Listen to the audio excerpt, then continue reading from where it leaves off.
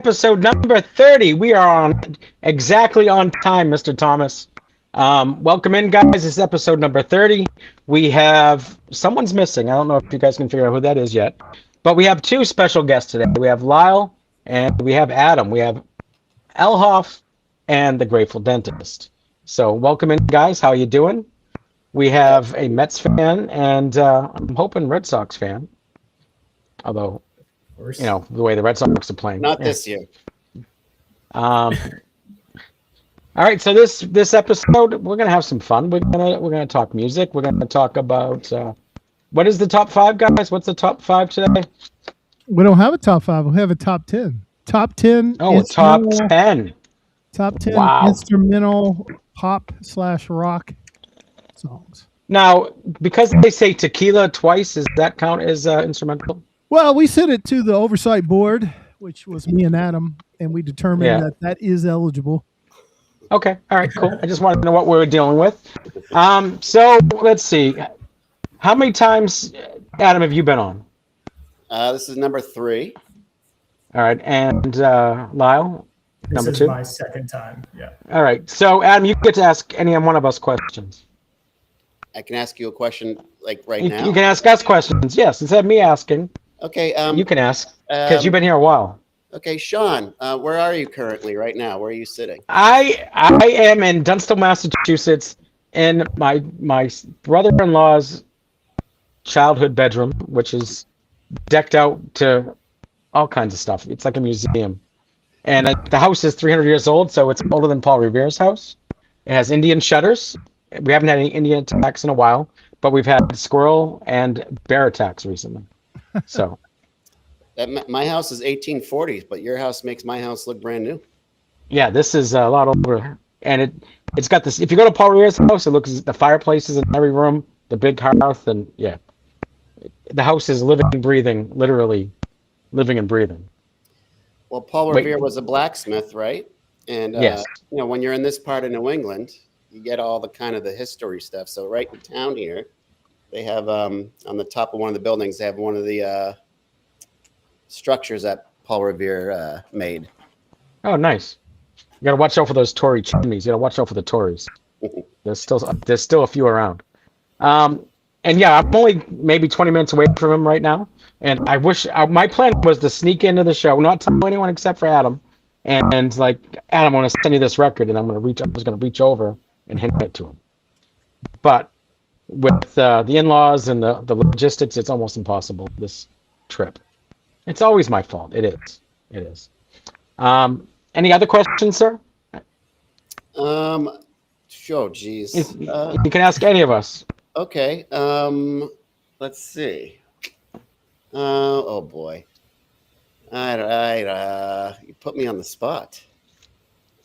Thomas, give me a question to ask one of these guys. Oh, he's Thomas. Questions. Thomas has been bidding me up everywhere I go lately. Everywhere I go. Yeah. So I do apologize, guys. I'm in the third world, basically. Dunstable is in the middle of nowhere. Let's see. Do we have a question for Lyle? Let's see. So how do you feel about the Mets now, Lyle? Hey, we won today. We've won 8 out of our last 13. But this is not our year. I will admit it's the Knicks year. It's the Knicks town. So very excited for the Knicks. Hopefully we get this done on Saturday. And I can finally see one of my teams win a championship in my lifetime, which would be fantastic. There you go. So wait, you weren't around for 86? I was not around for 86. Oh, so you had never seen them win anything. All right, okay. I've never seen any of my teams, except for I'm a New Jersey Devils fan, so I've seen the Devils win the Cup. But any of my New York teams, I have not seen win a championship. All right. I'm sorry. Why the Jets? It's because I was born into it. I had no choice. I drove by the stadium this morning, and it's all decked out for FIFA. There was the signs were covered in the Met Stadium, and yeah, I gotta plan my travels around the FIFA World Cup. I'm not leaving the house for the next month. It seems. It's amazing because all the construction and the roads that weren't there that are now open and ready for this giant event. It's crazy. Yeah. It's amazing. So Stacey, what is your grails, guys? What is What is your grail, Lyle? Well, funny you should bring that up. Jake actually brought this up a few weeks ago, but this was actually going to be part of one of my new incoming releases. But this is Pearl Jam Lost Dogs. This was the last piece of my collection that I so desperately needed of all my Pearl Jam stuff. This is a bunch of outtakes from everywhere from 10 all the way through Riot Act. Right before Riot Act. Riot Act. So a lot of B-sides, 2 LPs. These are the rare songs that they play at concerts, except for Yellow Ledbetter and Last Kiss. So when you hear these at a show, place goes nuts. I'd say probably aside from Yellow Ledbetter and Last Kiss, less than 50 times played live, some of those songs. So holy grail for me. I'm so excited to own it. When Jake called me, I told my wife, I was like, look, we're about to just make a very lofty purchase and I don't want to hear about it. Just know that it's for a good cause and I will not complain about anything and I will be doing dishes for the next year. So for a good cause. Yeah, exactly. Now, okay. You got to keep. Now that you've gotten that, where do you go from here now? That's so when I got it, I said to Jake, I was like, now I know how like these heralded, war heroes feel when they return from war after they accomplish a mission. It's like, I don't know where to go from here. So I'm trying to figure out like what's next for me. I've got a pretty lofty box that I just brought home from Nashville last week. I'm excited to show off some grails that I picked up. Oh yeah, there. you went to Nashville. Yeah, and so I picture it more like when Forrest Gump. What? Well, when Forrest Gump ran across. Uh-oh. I just kept on running. That's kind of where you're at. Yeah. To go to the Country Museum Hall of Fame. I did, yeah. So I didn't go this time. I've been to the Country Music Hall of Fame. I went last year, which is fantastic. If you're ever in Nashville, it's definitely worth the price of admission. It's right there. It's right there by the arena too. It's right downtown across from Bridgestone. You get actually one of the best parts about it is you get access to go to the RCA recording studio where Elvis recorded all of his albums, essentially. It's the Red Shaded Dog studio, so you get to actually stand in the same room as where Elvis recorded, hear all the history, you kind of just feel immersed in it. Everything has been really preserved from that time as well, which is really neat. I'm not a huge Elvis fan, but can always appreciate the guy's, legacy to history. And same with all of these country music stars. When you're in Nashville, people are always just like, oh, I'm not a big country fan. And, what's in it for me? It's amazing the roots of everything that you see or hear comes from that Nashville scene. And kind of going to that museum, they've got stuff from the Dead in there. They've got stuff from Billy Strings in there. They've got stuff from Tammy Wynette, Dolly Parton, everyone that you would imagine. But then there's areas in there that you wouldn't imagine, right? Seeing a fiddle, that was used by the Grateful Dead is pretty awesome to see in the Country Music Museum in Nashville. So definitely worth the price of admission. I think it was like $35. But I would say the best tour is actually the tour of the Ryman, which is a historic theater right in downtown, again, Nashville. It's an old converted church that has become one of the best concert venues in the country. And I got the pleasure of actually going on a tour last year and ran into Mike McCready from Pearl Jam on my tour, which was like icing on the cake. Historic venue to see my favorite guitarist that I could have ever imagined, him and his wife just touring. And that was my private moment with Mike McCready. Told him how much I loved him, gave me some pics, and told me to go away. But no, it was an amazing moment. Did you cry? I was shaking, probably walking home. Like my wife was like, I haven't seen you smile this hard since our wedding. Probably harder on her since that day. So it's a pretty amazing moment. That's awesome. Oh, definitely. Especially being that much of a Pearl Jam fan and that. Yeah, what are the chances of that? The Ryman is magical. Like when you walk in, you can just feel it. And I got to see Bobby Weir there a couple times a couple years ago. And first, the sound is excellent. That's And, why everybody records live albums there. It's great. And there's just something about, they still have like the old wooden pews where all the people sat in the front. And it's just like the old creaky wood floors in the front. It's pretty magical in there. But, well, my grill just changed. Like you get one grill and then you got to line up the next one, right? What is it? But I don't have it in my new arrivals because it's in all those records I brought back from Jim's place, and I haven't dug it out yet. But nobody bought the classic records, Led Zeppelin 2, in the show, so I said it's going with me. I really wanted to pull it out. I have that one. Yeah, so me and Adam both own it now, and I knew I would eventually get it. The one I really wanted to pull back, and this goes to Thomas' question, like what's the best sounding Japanese record? I'm telling you, after I heard that Van Morrison, Vide and Fleece, I so badly wanted to keep that thing. That thing sounded so good. And I have a early repress and I have the VMP. It just sounded different. The mix on it was so good. So I have that pressing too. I got that from Retro last year. That doesn't it sound great? So good. It's so good. This is how it's going to be. I'm sorry, guys. That's all right. We continued on without you. Third world internet. Yeah. There's so many subtleties on that record that you hear. Like there's the flute sounds so good. Like some of those other acoustic instruments that he has on that record. Yeah, I'd listened to that record twice in the past 3 or 4 months because I got both the early repress and the VMP. Jake got the VMP. He found that for me. So I've listened to it recently, and I just put it on. I cleaned it, for the show. I put it on to listen to it, and it made my head pop up and say, oh, wow. This sounds different than it is so beautiful. So if I ever come across another one, folks were fighting it out. That was probably the most popular record in the show on Saturday. So that one was interesting. Yeah, it went pretty high. It went like 470 or something like that. That's insane. All right, so I guess this is where we show our new arrivals for the week. We can do that. What's your grail, Shark? What's my grail? It's the Muppets. It's assigned by Kermit the Frog. The Miss Piggy solo album. Now, my grail is my most valuable and grailish record is actually it's a Jimmy Buffett and Vanna Day Dreaming mispress that's worth over $800. It was the rarest thing. I was looking for it and found it by accident like immediately. I learned about it.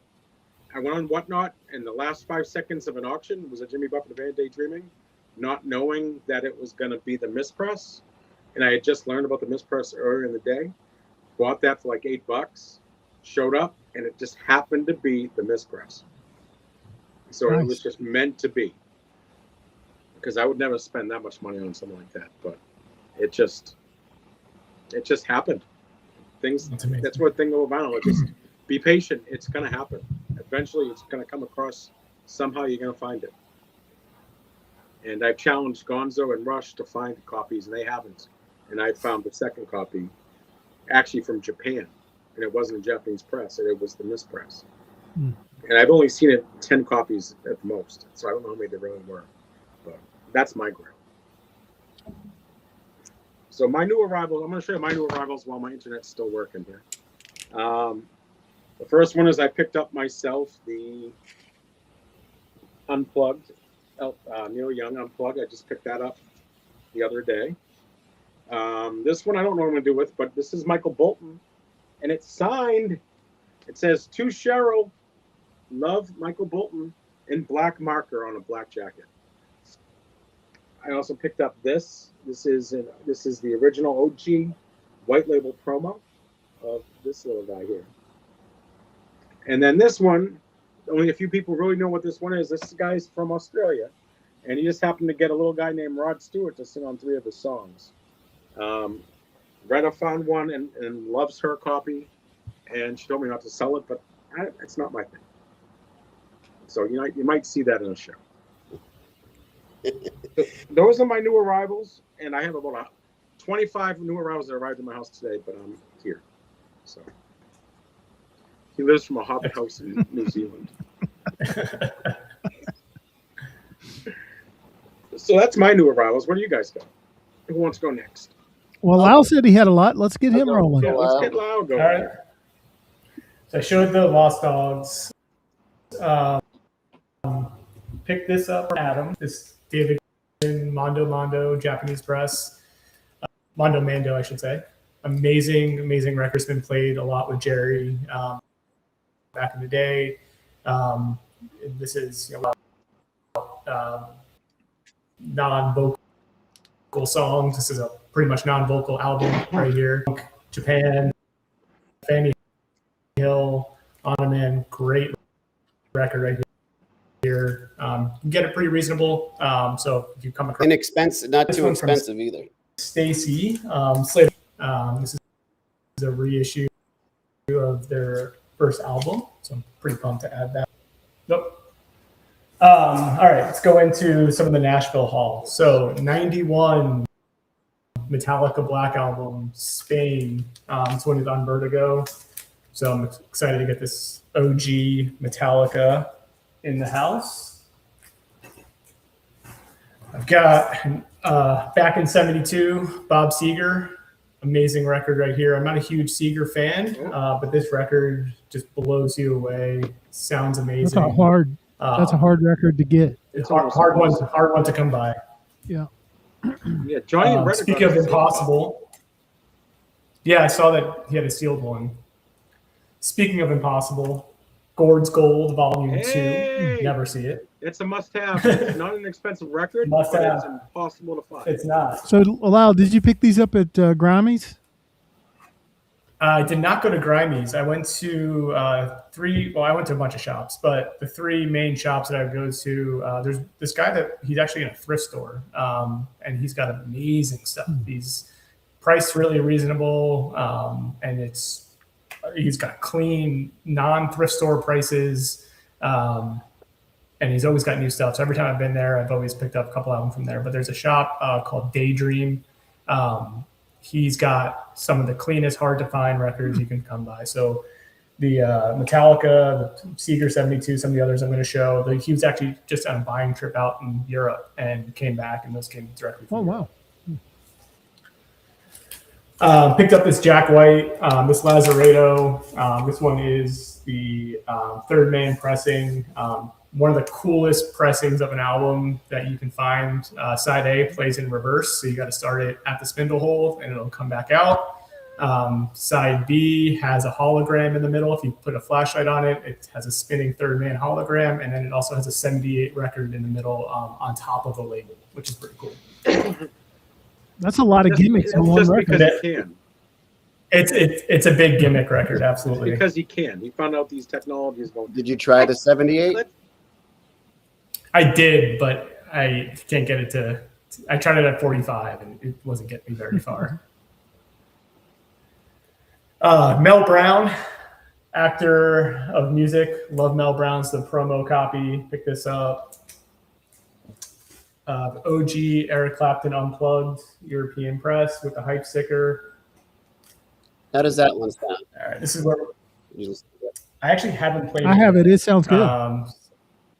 Yeah, I've heard it sounds amazing. I'm actually the next day I went to another shop and they had the one step in there, and I was like, oh crap! Like The one step doesn't sound very good of that Okay, well that makes me feel compared to that one.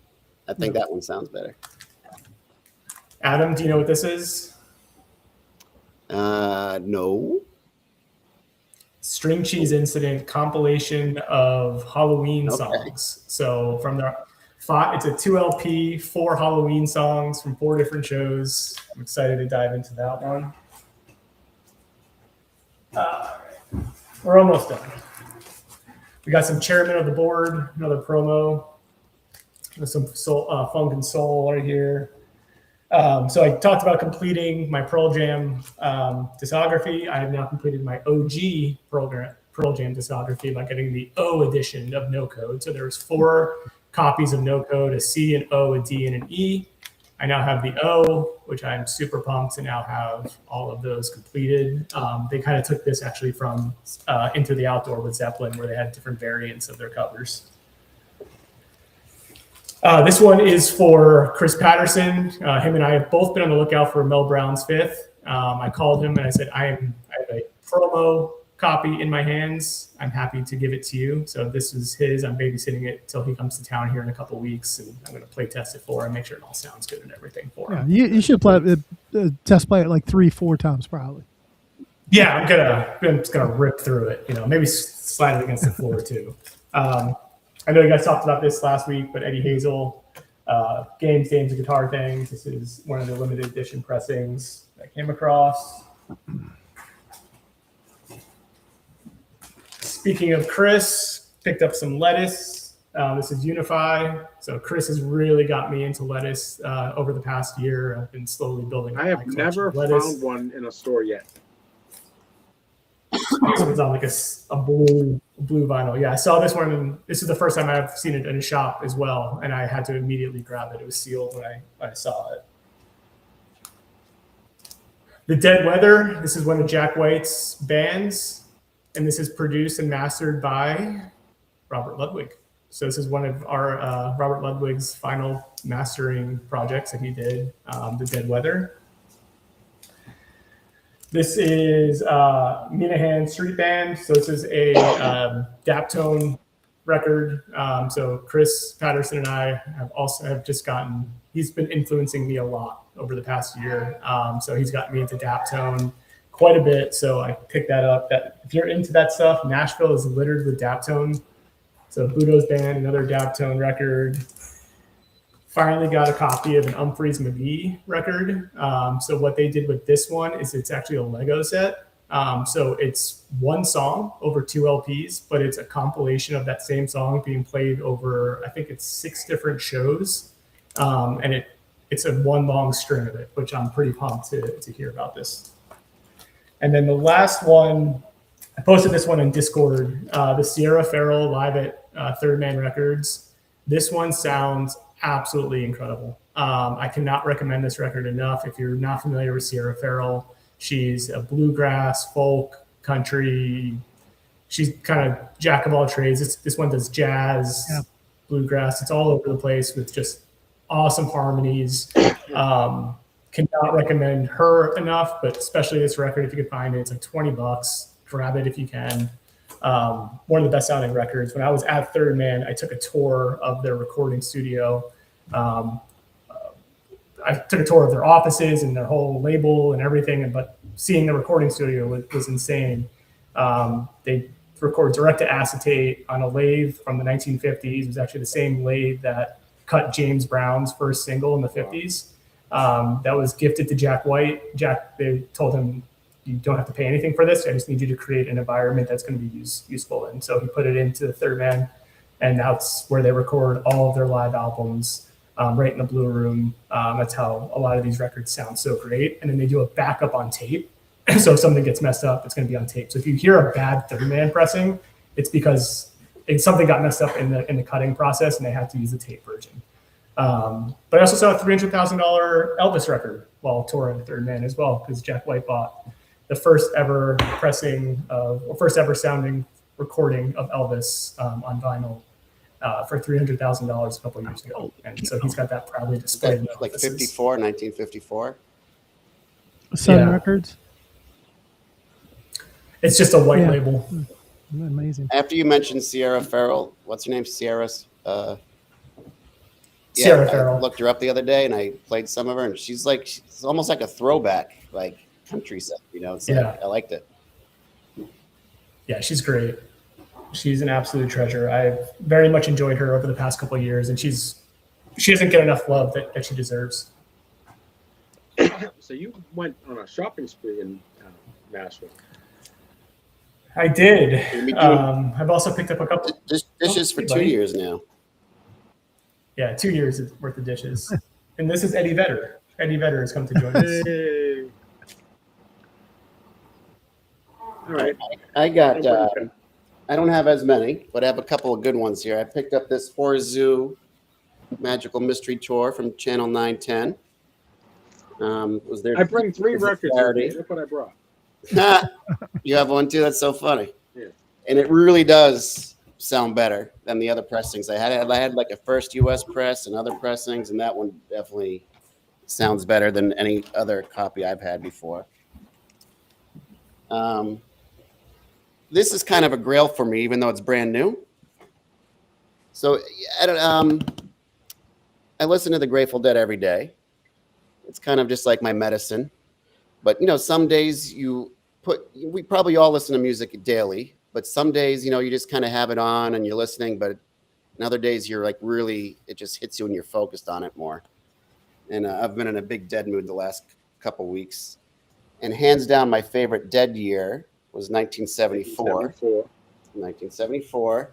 And so this is for those that aren't too familiar with the Dead or want to kind of know what the Dead was about, there is something called the Grateful Dead movie, which chronicled their 1974 retirement shows. And it kind of goes through concert footage and interviews with Deadheads and the band and stuff. But it's as close as you can get to being at a Dead show to kind of get what it was like.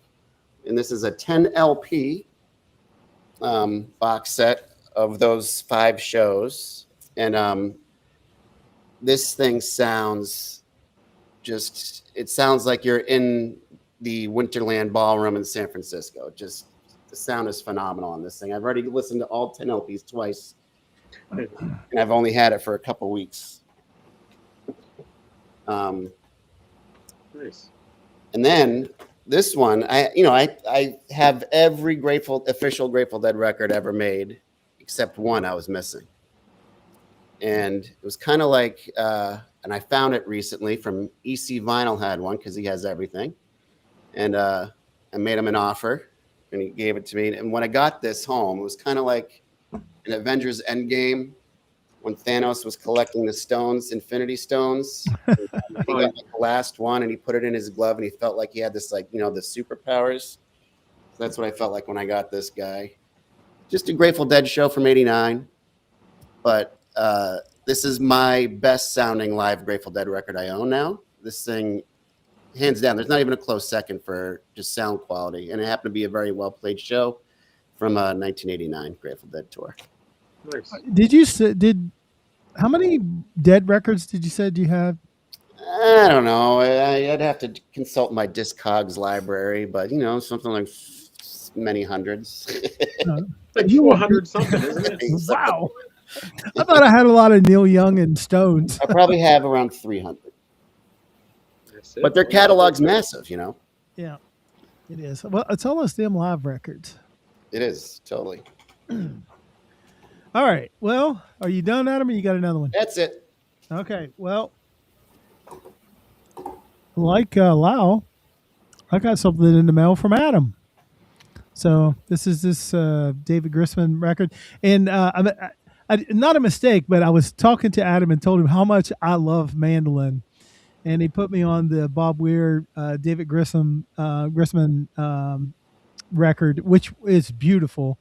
And I got it in MoFi. So he sent me this, and I told him I have like 20 records here that are sealed. I haven't opened, but I put this one on because it was mandolin and listened to it today. So thank you, Adam. And if you like mandolin, a lot of mandolin and a lot of fiddle in here. I guess you might call it a little bit of bluegrass, but I don't get bluegrass out of it. I get more acoustic instruments out of it. So, all right, so we got that, and then with the Jake and D&D down in Austin, I picked this up. It was just sealed till about 5 seconds ago. I ripped the shrink off it because I don't play that.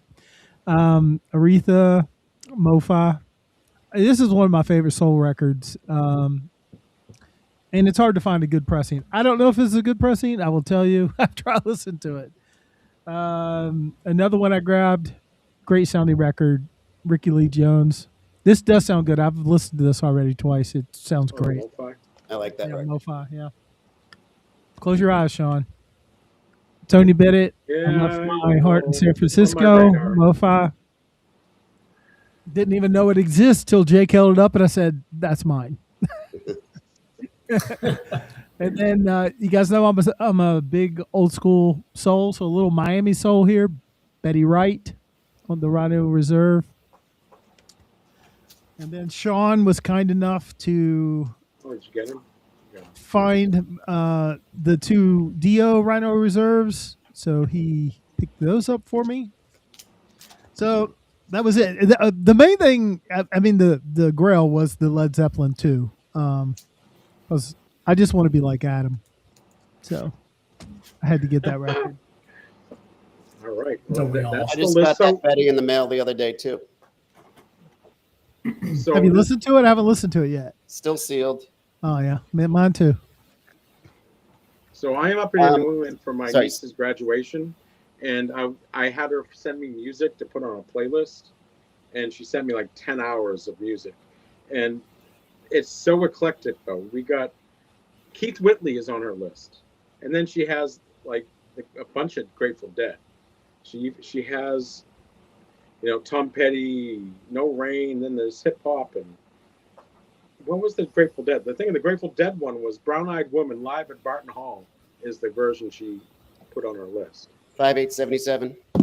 Yeah, see, it's just crazy. You know Shakedown Street, a bunch of Grateful Dead, and then it was Keith Whitley and all these names. I'm like, wow, her taste is everywhere. And then there was a bunch good of at I was dentistry, impressed. Adam. Well, you know, I've been studying Grateful Dead longer than dentistry. Oh, there you go. Good reply. All right, so I guess we're at. We might as well stop the 500. And Lyle, I guess you can start. Well, we never All did right. sort out who's actually the guest and who is the faux Jake. They're co-guests. Oh, the Who co. wants to be Jake?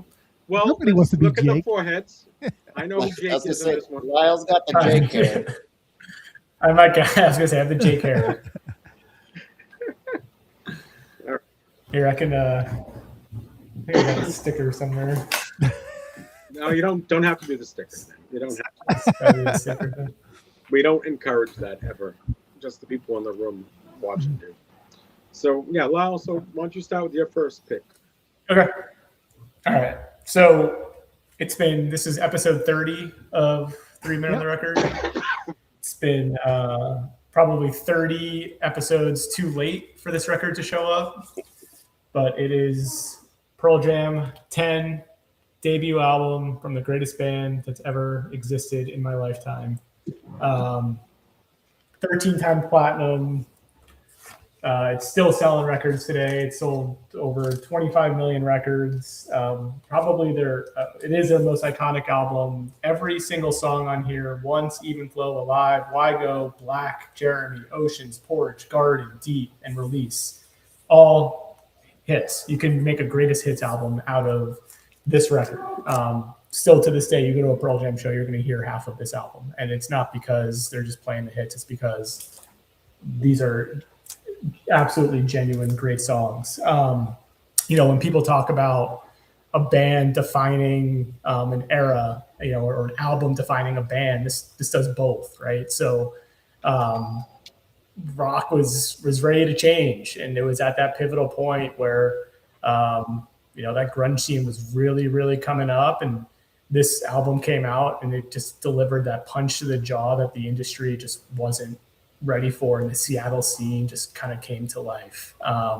What's ironic about the album is it's horrifically sad. Like if you listen to any of the lyrics that are in there, Black is a breakup song. It's one of the saddest songs that you could listen to. Alive is a very dark song about, molestation, honestly. Like it's a very dark song. Oceans, about a wave crashing down on you when things are rough. Even Flow is about drug use and kind of getting to that steady state. So there's not really a happy song. Release is one of the most gut-wrenching, heart-stopping songs. When they play that, people are drawn to tears at shows, right? Just it's one of those, what does this song mean to me in that moment? And there's a lot of these songs that have that. And to me, this just brought the band out there. I mean, you had MTV Unplugged come and ask for them. Nobody knew who they were at the time. And they were being asked to play Lollapalooza and all the big festivals just from this one album being released. And it spurred them to just bring out Versus. And in my opinion, Versus is the better album of between Versus and 10. But you don't get verses without 10 being released. So I'm proud to induct Pearl Jam 10 into the essential 500, 600. It's a long overdue. Excited. This is my OG pressing, and it'll never leave my side. Well, you saw the episode on Pearl Jam, so I won't say what. Yeah, I don't know if I think we need a redo on that one, but I was in college at the time when that album came out at UMass Amherst, and at UMass they don't really split you up, but everyone kind of naturally gravitates to 5 different living areas, and you split up the hippies and the jocks and the nerds and everything. And that year it came out, no matter where you went on campus, you heard that album. Mm-hmm. That was huge on college campuses at that time with everybody, every kind of group of people. Yeah. Well, it tickled me that Lyle said that there was not a happy song on it. Is there a happy song on any grunge album ever produced? I don't think happy was something grunge did. Yeah, they weren't into happy. Well, I mean, I would argue like Binaural is a pretty uplifting album. Well, but I wouldn't. I mean, grunge is kind of over. They're kind of a different band. I mean, all those bands later on. Yeah. But if you talk of the first 1 or 2 albums by all those bands, they were pretty downer. You know. Yeah. I see Calvin putting in the chat, Jeremy is not a happy song. It's certainly not a happy song. And I actually live about 15 minutes away from the school in which that took place. And I did take a gory field trip myself one time to just go see the school just because I felt like I had to do it. But it's pretty wild if you look at the story. If you guys are not familiar with the song Jeremy, I definitely recommend Googling and seeing what that's all about. But it's pretty intense. It is, yeah. Looks like Sean's drug dealing from that house over there. What do you got? No. Look, I just found Yeah. I was just sitting there. Yeah, what is that? It is beach sand. It is beach sand. It does look like a stash house It's now that you say it. St. John. So we have Scott Bay from St. John, Trunk Bay from St. John, Cinnamon Bay from St. John, White Bay on Yoss Van Dyke, Soggy Dollar on Yoss Van Dyke, St. Thomas, Smith Bay, and Sapphire Beach. So this is You know how many Department of Agricultural laws were probably broken? You interrupted Pearl Jam 10 to show us sand. Yes. Mixed sand. It's mixed. I just saw it. I just grabbed it. I can't help but go, what the hell is that? But yeah, it's beach sand. Focus, Sean. Let's focus. Seriously. Well, how often do you see that? Well, not often at all because it's illegal to do that. Well, I took off the mattress tags too. So what are you gonna do? Well, I think it's a little different. Now I'm telling. All right. So who wants to go next? I think Adam does. He looks like he's ready. Adam We'll looks go like he's ready next. to go. Okay, let me bring up my notes here. Sorry. This is an artist that has been inducted a few times already onto this list, but none of the albums that have been inducted so far by this artist sound anything remotely like this one. This one came out in 1997. His 30th studio album, Bobby Dylan, Time Out of Mind. It was at a time where he was kind of having some hard times writing some albums that were resonating with people. And this album came out and just sounded so different, and the songwriting was so good. It was kind of like his resurgence. It was kind of into his later years where he had like a whole run of good albums that kind of came out in the 90s and early 2000s. This one actually won a Grammy, and I forgot about that till I was researching this before. It won Album of the Year that year. It was produced by Daniel Lanois, who I know for Scott, he's both of our favorite producers. I love every album he's done. He did Peter Gabriel So.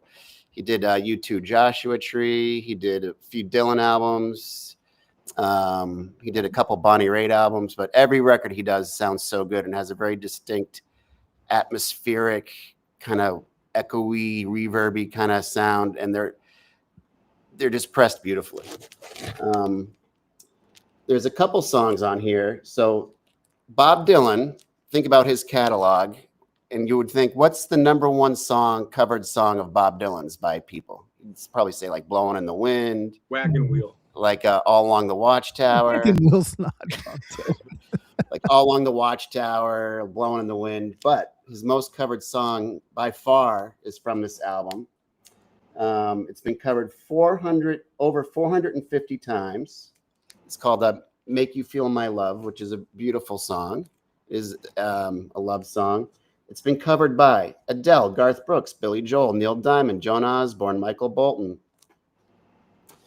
Kelly Clarkson, Willie Nelson, and the fabulous Engelbert Humperdinck. So if Engelbert covers one of your songs, you know it's good.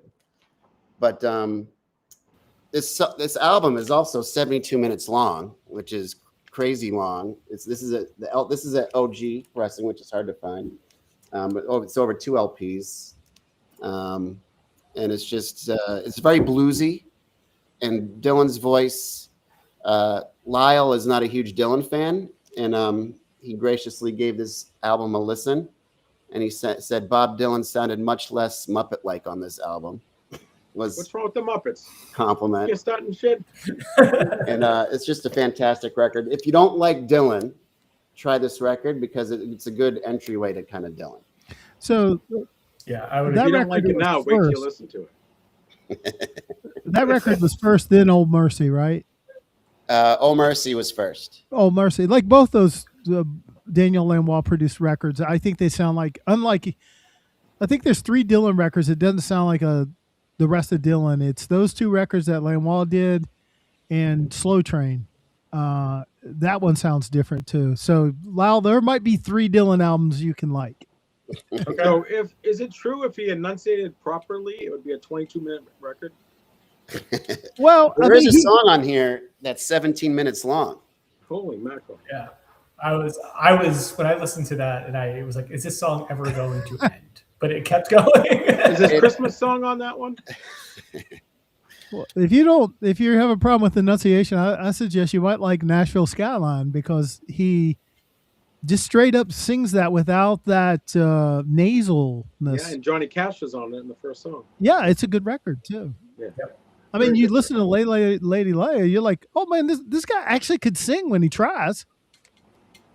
Yeah. It's true. I've been more open-minded to him than I was in the past. Have you listened to that album before, Sean? Nashville Skyline, yes. No, Time Out of Mind. No. Try it. It's 72 minutes long. Who has time for that? I will give it a listen. It is good. I can vouch for it. It's a good record. You gotta drive home to Delaware this week. Yeah, that's true. I was listening to my songs on the way up. So I'll go next, I guess. I'll do my first one. I'm gonna do some country. I'm gonna do a country one. This is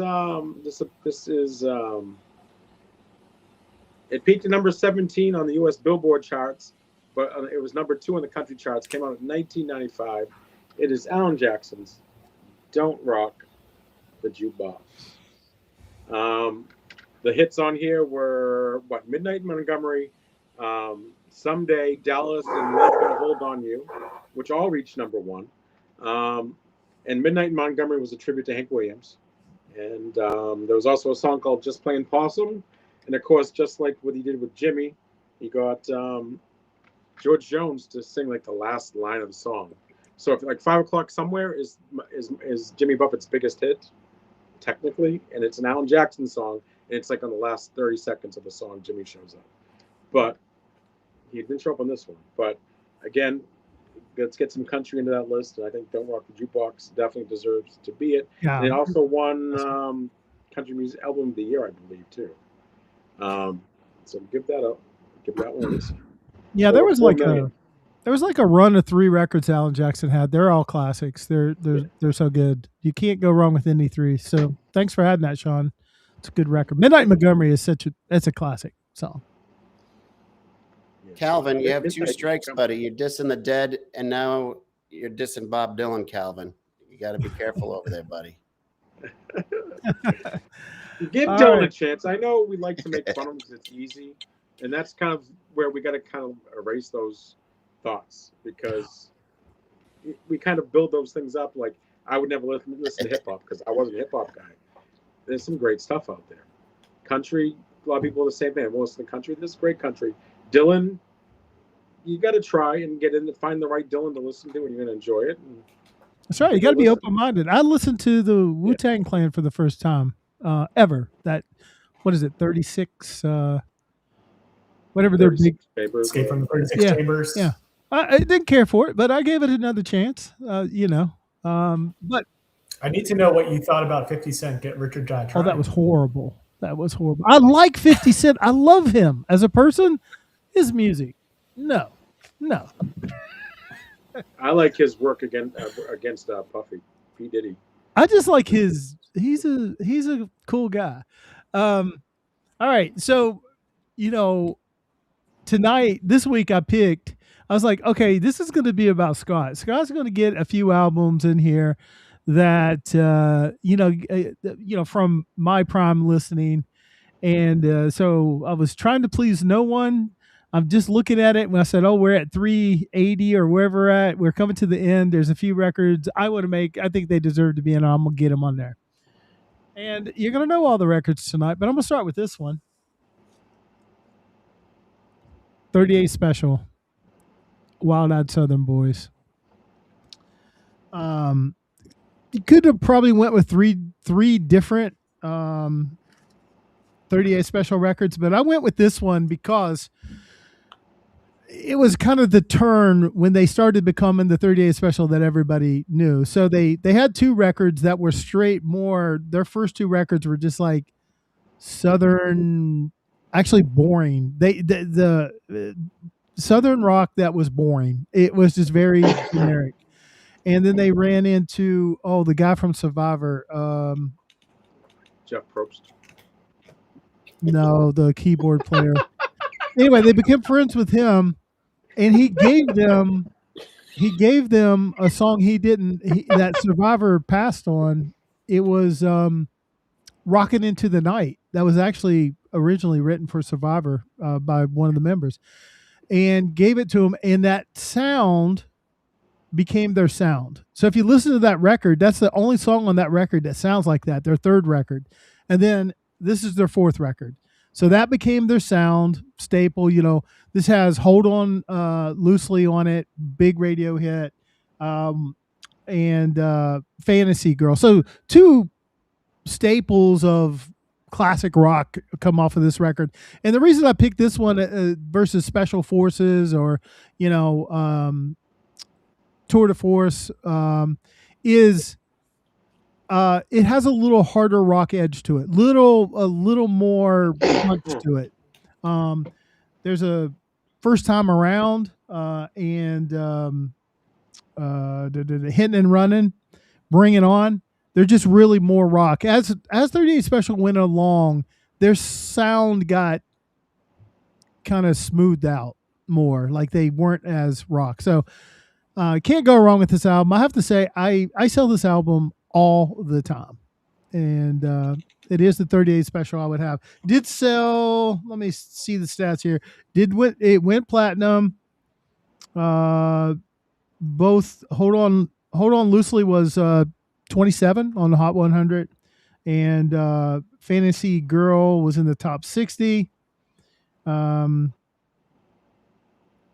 Album peaked at 18. Came out in 1981. So anyway, I had to make sure 38 Special had one record on there. So,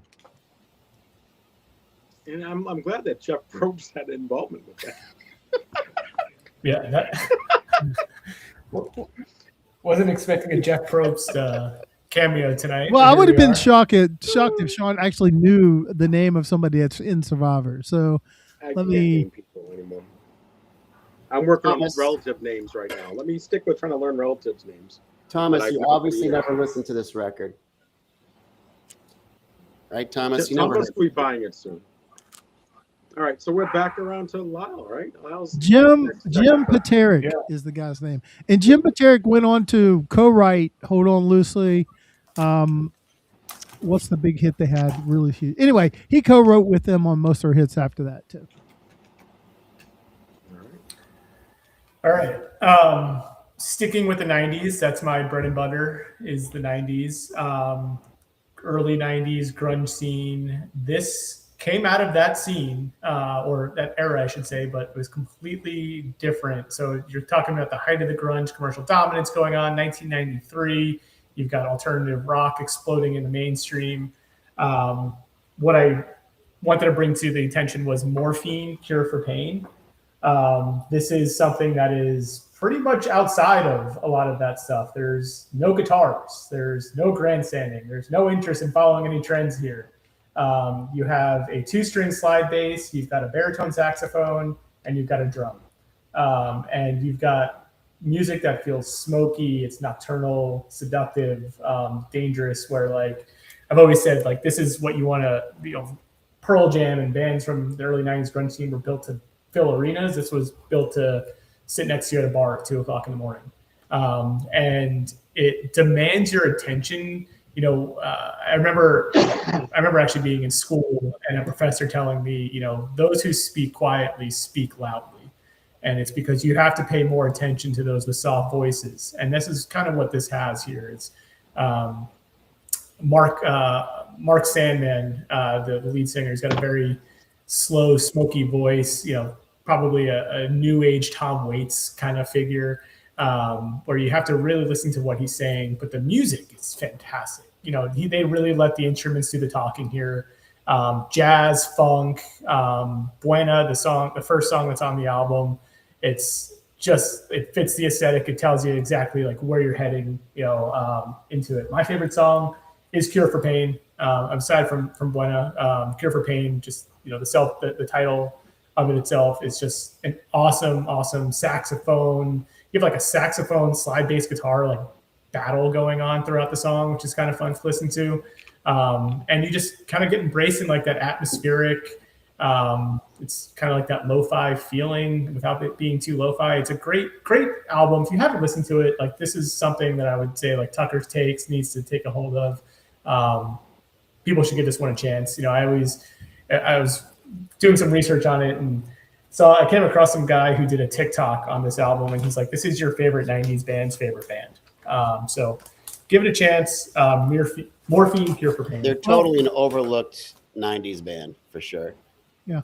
I overlooked them, and when Lyle sent them in, I think that was the first one I played, and it was not what I expected. I thought, okay, Lyle sent this in, it's 90, and I put it on. I was like, oh, this is not what I was expecting to hear.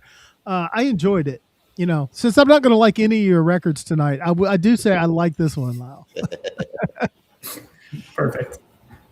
That's not an easy one to find either. You hardly ever see it. No, it's one you don't see. They just re-released. It's actually, so I have the Rocktober version, but there's also an MOV version as well. And not hard to $28. It's not hard to come by. It's also not seriously expensive either. So I actually saw that's I picked it up in Nashville. I'd never seen it in person, and I was like, oh wow, like, here it is. It was actually the last record in the bin. So always dig to the end. Okay. All right. So my turn. Next. This is a record that I forgot about, and I listened to a ton in high school and college, and I put it on the turntable. I don't know how you catalog your records. It's usually alphabetical order. Most people do, right? Mm-hmm. And then anything with a number goes first. So I have this record staring at me all the time, and I was like, I haven't listened to this record in a long time. I'm gonna put it on. It's 10,000 Maniacs, In My Tribe. And I put this on the other day, and there's not many albums that I put on. Let's be honest. How many albums do you put on where you listen to both sides in full? Usually you're like, oh, I want to listen to a record. You put it on, you listen to a few songs. You're like, okay, that was enough, and I'll put on a different one. This is one I put on, and I forgot how good this record was. It just came out in 1987. Natalie Merchant is the lead singer. It was produced by Peter Asher, who's a pretty well-known producer. He's produced, I think, almost all of James Taylor's records, Bonnie Raitt, Linda Ronstadt, so pretty well-known guy. This record sounds very good, but they were kind of pigeonholed into like alternative rock, but they're not that at all. They're more like folky rock. Right, great hooks. Like every song has a good little hook. Very listenable album. They would almost be probably put into Americana if they came Americana, out. Yeah, tonight, now. So yeah. But Natalie Merchant I love any person that has a very distinct voice where you can hear them and instantly know who it is. And Natalie Merchant has one of those voices. It's just kind of this sultry, deep voice. And very catchy songs, good riffs, and a good sounding album. And she came up out of that Athens, Georgia crowd with REM. And, here's a little known fact. Now that you've put that record in, Adam, Natalie Merchant has 3 records in the 600. Really? Tiger Lily, Lily, In My Tribe, and the other 10,000 Maniacs record. They're all in there. Cool. Good. So, yeah. Double platinum on that one, too. Oh, yeah. It's good. Her voice, I love her voice, Not 13 times platinum or whatever it was, but double's pretty good. No. Not many can be. All right, so I think my next pick is an album that today, when I started listening to, I wasn't quite sure. I mean, I've listened to this record before many times, but my record for today was Wings at the Speed of Sound. It is definitely different than the traditional Wings that you listen to. This was their 5th album. This was their 5th studio album, and it was always McCartney driven, very McCartney driven. And this one kind of, Paul, I guess, wanted to really highlight Wings as a band, not just Paul McCartney's band. So you get everyone that in the band got a song to sing on there. So you have Danny McLean singing The Note You Never Knew, the Note You Never Wrote. You have Linda McCartney singing Cook of the House. Not the best song, but you have Jim McCulloch singing Wino Junko. You have Joe English singing Must Do Something About It. You even have, there's an instrumental, although it's on the reissue in 93, of Jim McCartney doing an instrumental. So I'm not going to count that one. I hate when they add that stuff on, the re-releases with extra stuff, especially when you're reviewing it. Of course, it's very inviting because the first song is what? Let them in, which I love that. Someone's knocking at the door. Someone's ringing the bell. We all know that song. And do me a favor and let them in. So that they introduced you to the album right with that, which is amazing. And then, Silly Love Songs is probably one of the...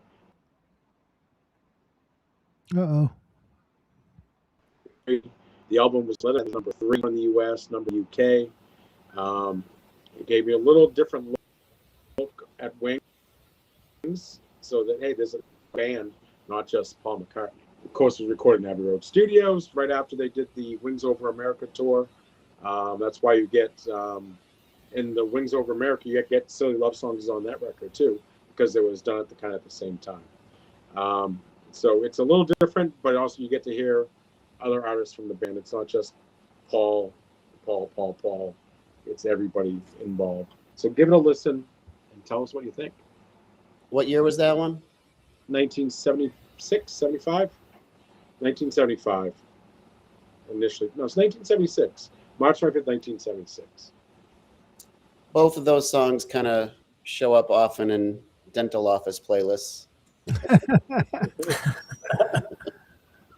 Well, so that was my... not your dental office though. The thing about it is, I sell a lot of McCartney, and I would say that outside of Wings' Greatest Hits is the number 1 seller I have. Number 2, Band on the Run. Speed of Sound is actually the one that sells the 3rd best of the Paul McCartney Wings.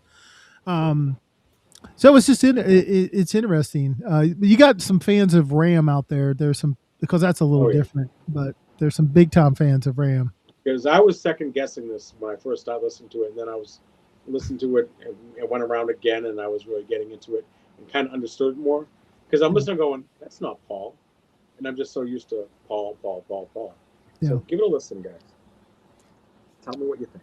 Is there a Japanese press of Wings Over America? Yeah. Yeah. I have one right over there. So look me up. It's probably not listed, but I have one or two. But you are up. All right. Well, it's all about Scott night. He's got his stuff. I don't know if it is for you guys. It is for The me. show for Scott. I'm taking care of Scott tonight. So this is the record.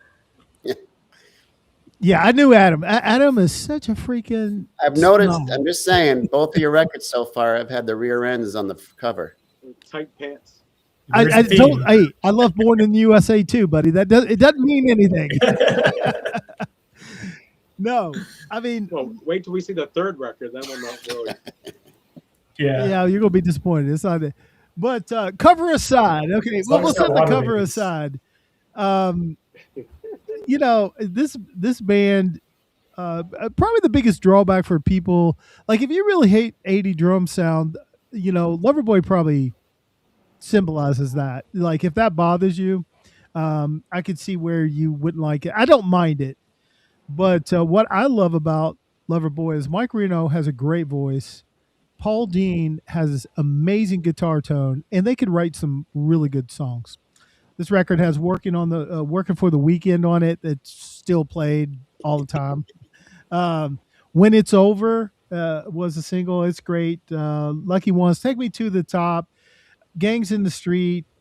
It's just their best record, and it sold 4 million copies. So unlike I think Foreigner, there's a lot of love for Foreigner, but I will tell you this.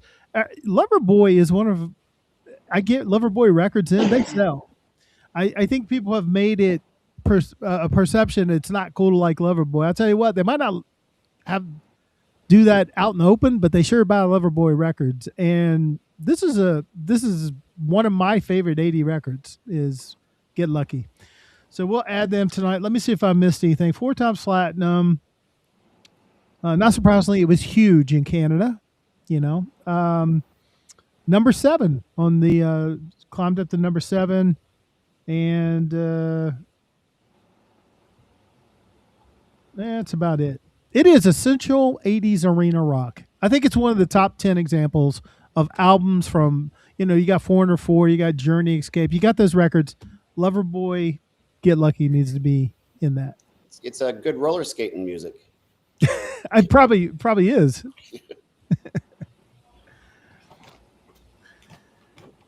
All right. All right. Here it is, Scott. So we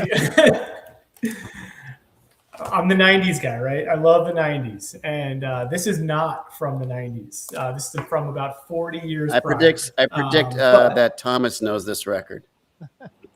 Thomas actually might have been there when they were recording this. He actually might be able to solve a mystery for us. But this album, he or she, I should say, recorded this in the mid 50s. It's actually pretty unknown or what date this was recorded or when it came out, because it was actually lost for the better part of 50 years. And what's pretty wild about it is it's not the best mastered. It's not the best listened or I guess recorded music that you can listen to. It's not going to blow you away or anything, but the lyrics themselves are phenomenal. The album's Connie, Converse, How Sad, How Lonely. I don't think many people here have probably heard of this, but there's a lot of history that's behind this record, which I think is why I wanted to put it into the top 600, I guess now, because it's a historical artifact. Connie Converse was actually one of the first singer-songwriters that ever existed. It was back before you had like folk revivalists, playing in coffee houses, before you had Dylan, playing in bars on the Lower East Side. This was really before Woody Guthrie was out there. She was doing it. What made her significant was she was a female, and female singer-songwriter just kind of really got put to the side. But what's crazy about it and what's kind of unsettling is the lyrics sound pretty modern. for a record that's 60 years old, almost 70 years old at this point.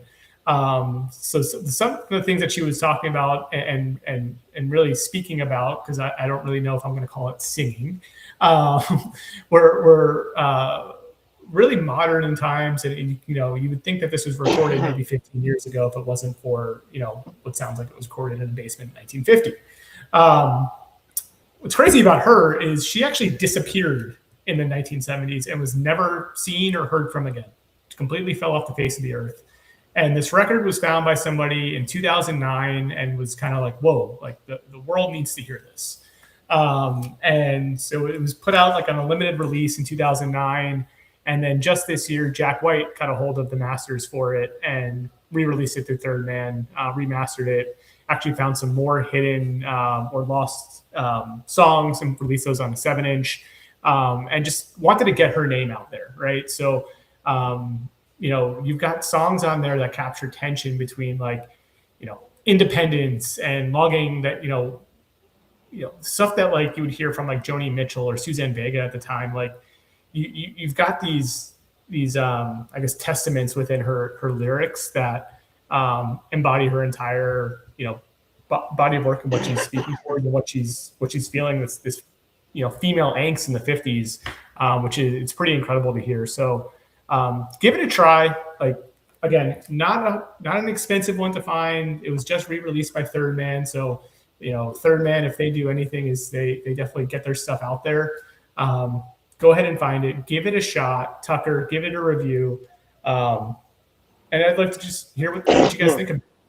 It's a piece of history. It's an artifact. Give it a try. Cool. It's going to be hard to follow up Connie Converse. Yeah.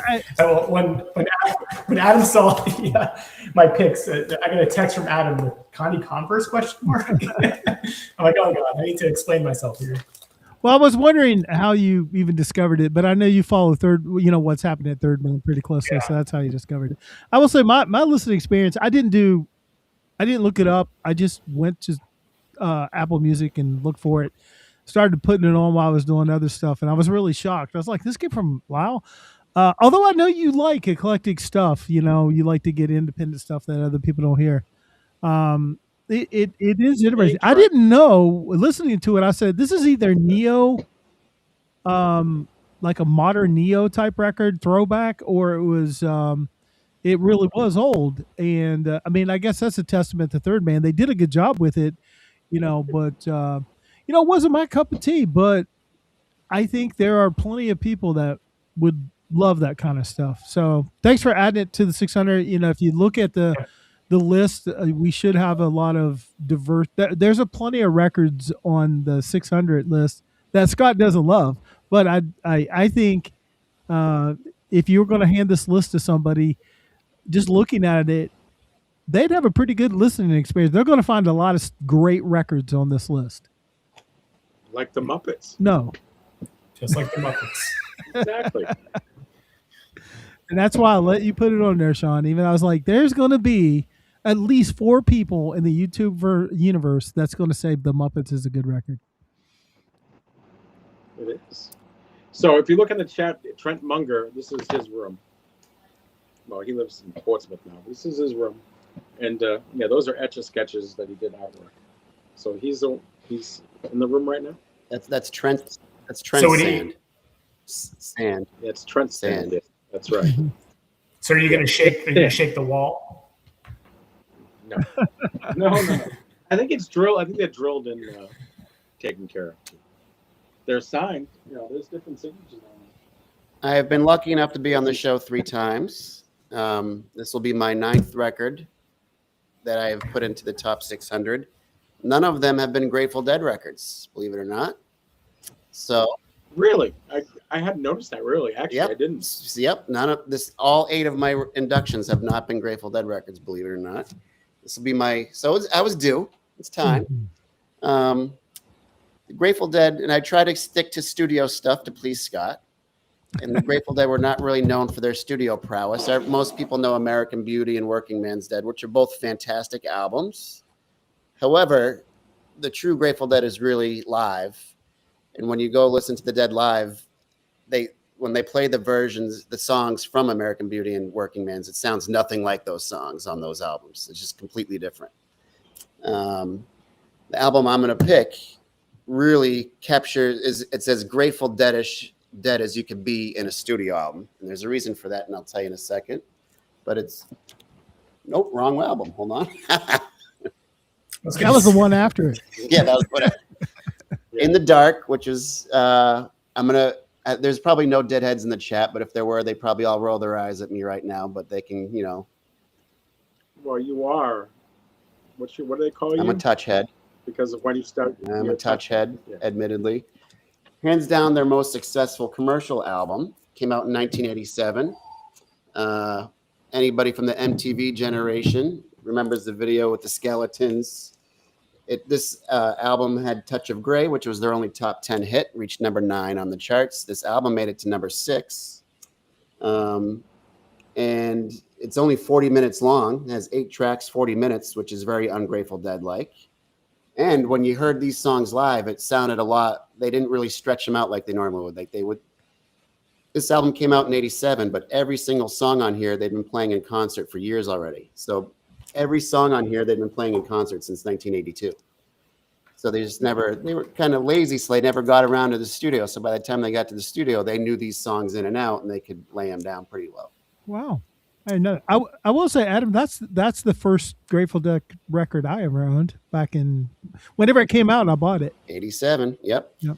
And the reason why this sounds is that the upside down face? That's the upside down. I have the upside down on the regular. This is it. This is the upside down. Yes, they did. All the eyes are upside down. The reason why this record also sounds fantastic is because they recorded it live. So they didn't do tracks. They actually rented out the Marin Veterans Auditorium in San Francisco and actually played live in an auditorium.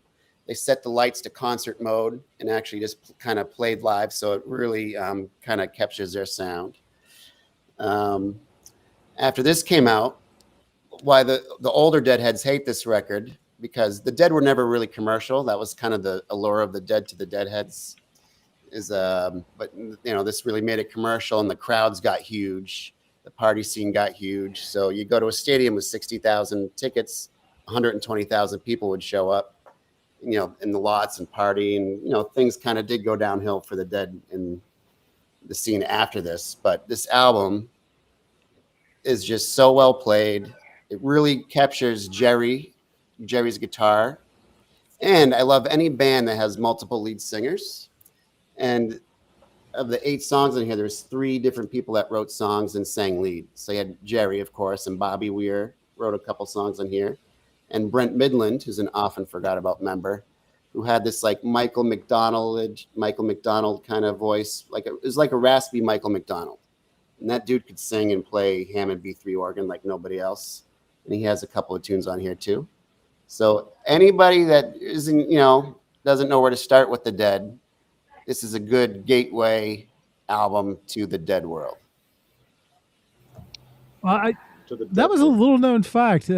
Now that we've done this, I think that is the 3rd Dead record that's on the list now.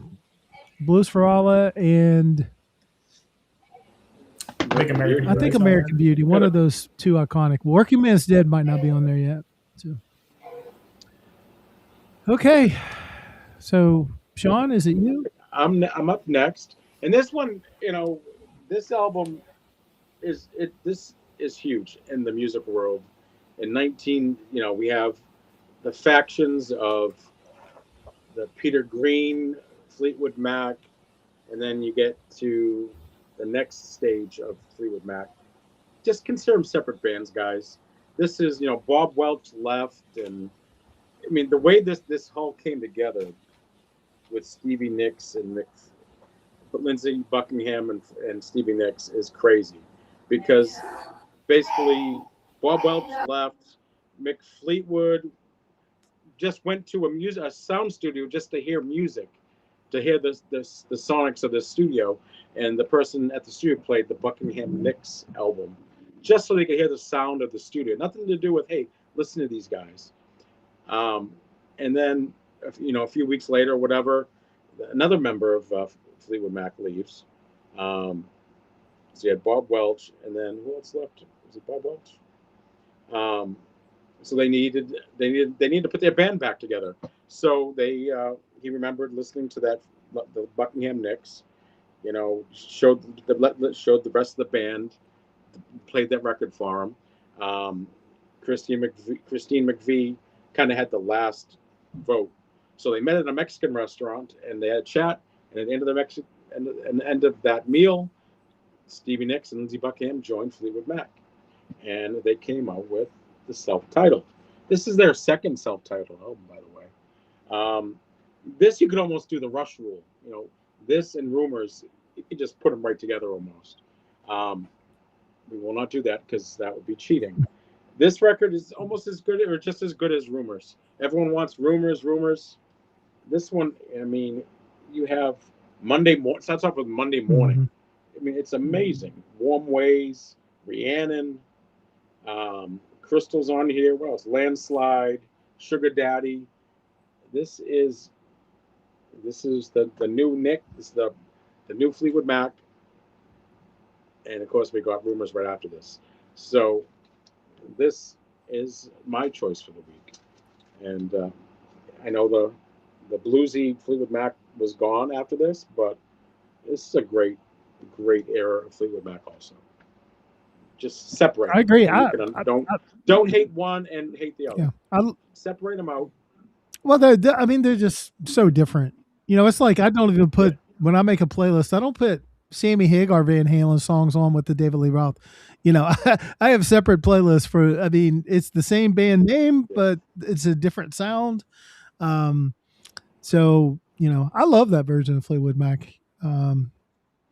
And I love that record. And how it came about was completely accidental. Yeah. I mean, I like. Hey, listen to my sound system, and they put on Lindsey Buckingham Nick. Yeah, Mick Fleetwood. That's how they found Mick Fleetwood was being very selfish. He was going to pick the studio that had the best drum sound. He wanted, and I forget which studio it was. There's a studio in L.A. and the Sound City Studios is where they went and heard Buckingham Nicks. And he did it because the drum sound on that record and Rumors is amazing. Speaking of David Lee, have you seen any of his footage from his recent tour? We try not to watch that. I did see a clip. It was embarrassing. It's rough. It's tough. It's like watching Feldman. Yeah, it's tough. Corey Feldman. It is. Which I think he had to cancel dates up here in New England somewhere, Corey Feldman, because he wants to watch the novelty of. I mean, he's but he's not a singer. He can hang out in the burbs with me, but that's it. I don't want to listen to him sing. Is it me? Yes, it is. Okay. This is Scott's selfish episode where I'm just putting crap in I want in. Let's see the tuchus. Doobie Brothers, Captain and Me. And, one thing, I look at this list a lot and I was like, well, what's not represented and who's not represented. You think about the catalog of the Doobie Brothers, I would be first to admit, I don't know if I would give this record an A, but I would give it a B+, but I just felt like the Doobies need to be on here. And this is my favorite Doobies record because on here is one of my top 30 favorite songs ever, China Grove, like one of the best. Like the guitar panning on this is amazing. You listen to that, you just notice those twin guitars on China Grove, and it's got Long Train Running on it, and it's got a great it's split between that kind of dual guitar riffy songs, and it's got a little bit of a California country type sound to it too. So it is my favorite Doobie Brothers, and it deserves to be on there. And if you really all I will say this, I've had a lot of different copies of this record. They all sound good. The OG sounds good. But whenever Rhino Hi-Fi does one, it's got an excellent chance of being the best 33 and a third RPM version ever cut. And that's true of this record. The Japanese version sounds good. That was my favorite until I got the Rhino Hi-Fi on it. Was that Matt Luthen's or Kevin Gray? It's Kevin Gray. Yeah, Kevin Gray does all the hi-fis and Matt Luthen's does all the reserves. I think Kevin Gray did the first couple reserves, and then Matt Luthen's has done them all. Taking it, I knew I would like. I don't know if Tucker is here, but I knew I would please the Thomas and Terry and Tucker crowd tonight with my picks. I had good picks for them. That was the first Doobies on the list? Yeah, first Doobies that made the list. Yeah. Awesome. All right, so that's our top, our three for every bar. That's our three for each of us tonight for the 500 or 500 to 600 lists that we've been doing. We're going to be going into the top 10. I remember top 10. Maybe I don't remember. Top 10. What is the top 10? Sean, you're only the host. You're not like supposed to know this crap already. I missed those meetings. It's the top 10. Top 10 instrumental rock pop. So rock pop. We were, because opening up jazz would throw a whole different thing into it. So we didn't. I mean, there's going to be one song on here people say that's jazz. I'm like, if it's jazz, it's the most populous of jazz. So I did consult. So when people do multiple episodes, eventually I say, hey, want to do a top 5?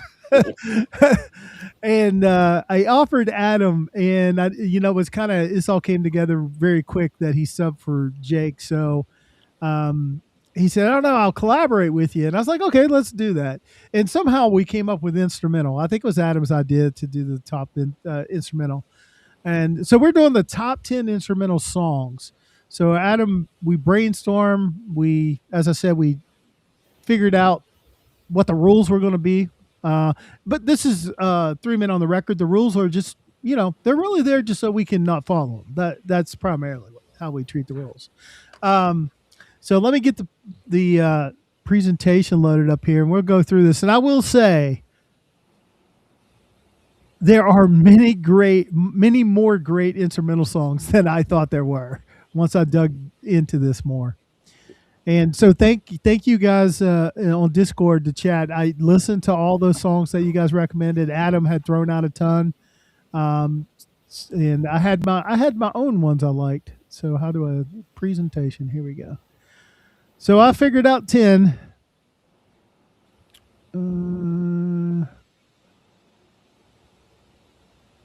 All right. So here we go. And there's no honorable mention. You guys can have your own too. All right. Yeah. See. You guys can put your in there, and I'll let you guys know. Let me know how it did. I know I'm going to disappoint a lot of people because 10's not a lot. All right. Here we go. I had to get this guy on here, Eric Johnson. Very influential. Like if you like Joe Bonamassa, you're listening to the Eric Johnson style. Influenced a lot of. Christopher Cross is another Eric Johnson fan.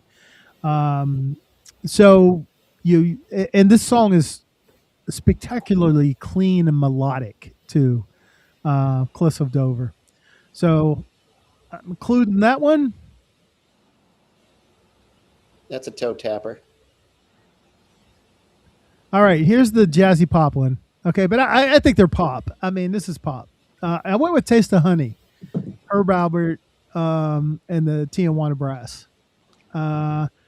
This is just a funky song, and it's catchy. Actually, everybody laughs at this album because there's so many memes about it. But go listen to this record. The reason you see this record so much is it's actually very, very good record. It's at least in the 500 essentials. Yep. All right, so that's number 9. Number 8. Moby Dick, Led Zeppelin, off of Led Zeppelin 4. And this is a mix. You're going to see their, I picked some from, a lot of different genres. Moby Dick is so good. It is. We had to go Tequila. The Champs. Everybody There's knows a this word. one, right? All right. I wish we could play these songs because they're all so addictive when you hear them. Like, oh yeah, yeah, yeah.